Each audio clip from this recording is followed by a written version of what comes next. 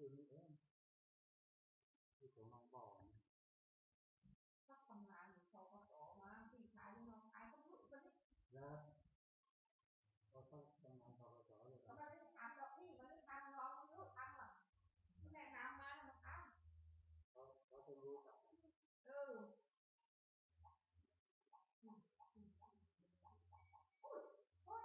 พราะว่ามีคนทำงานพอสออยู่นั่นเขาติดต่อให้นะติดต่อให้มันทำงานยังไม่เสร็จงานเสร็จก็จะมาทำให้มานะทำมาแล้วโอ้ตั้งนานแล้ว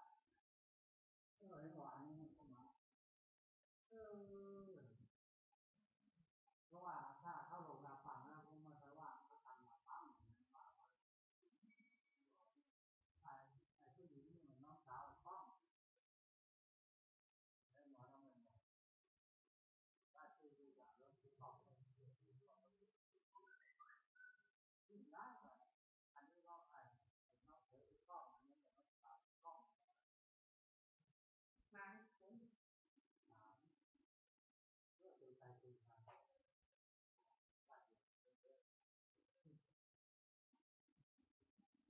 ันกระโต๊ะเอาไว้ตกแต่ที่พ่อตีโอ้ก็จะได้ที่ถูกข่าวถูกโดนว่าพวกให้เป็นด้านทำประวัติของกองมันก็จะเป็นที่ดู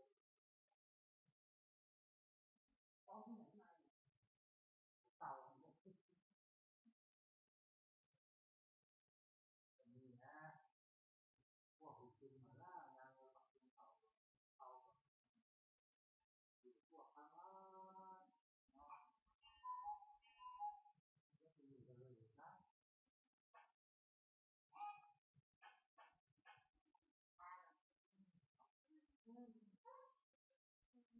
คือเราจึงบอกถ้าเราคือเรื่องเห็นได้แล้วจึงบอกให้โอ้ยดีมาพบว่า